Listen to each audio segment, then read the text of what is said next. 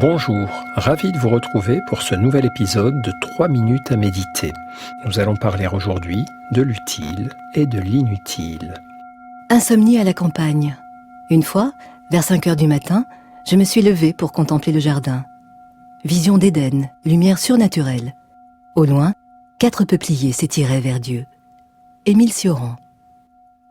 Dans les premières recommandations que l'on prodigue aux apprentis méditants figure celle-ci. Quand vous méditez, ne poursuivez aucun but. Renoncez à atteindre quoi que ce soit. C'est sans doute un des aspects les plus déconcertants de l'apprentissage. On se dit alors, me dépouiller de mes attentes, faire des efforts sans poursuivre le moindre but, mais sans attente, sans objectif, on ne va nulle part, c'est inutile. C'est vrai. La méditation semble souvent inutile parce qu'elle se refuse à poursuivre des objectifs immédiats, parce qu'elle se refuse à être rentable, parce qu'elle déteste les questions du genre « si j'investis du temps et de l'énergie là-dedans, au bout de combien de temps vais-je avoir un retour sur investissement ?» La méditation propose au contraire une voie détournée et patiente pour comprendre la sagesse du monde avant de prétendre l'asservir. Voici un exercice, la méditation de l'arbre, sur ces notions d'utile et d'inutile. Vérifiez que vous êtes bien là, présent à vous-même. Votre corps est ici, mais est-ce que votre esprit y est aussi ? Si vous avez un arbre sous les yeux, c'est parfait. Sinon, imaginez un arbre que vous aimez bien. Contemplez-le tranquillement. Voyez comme il ne fait rien. Voyez comme il semble inutile.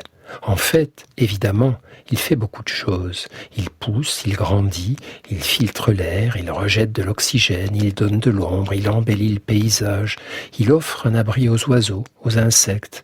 Et vous, à cet instant, vous êtes semblable à l'arbre, en train de méditer, immobile et apparemment inutile. Et pourtant, tout comme l'arbre, sans rien faire de visible, vous permettez à tout un tas de choses importantes de survenir. Vous apportez un peu de calme à ce monde bruyant et agité. Vous faites du bien en donnant du répit à votre esprit. Vous cultivez votre sensibilité et votre discernement.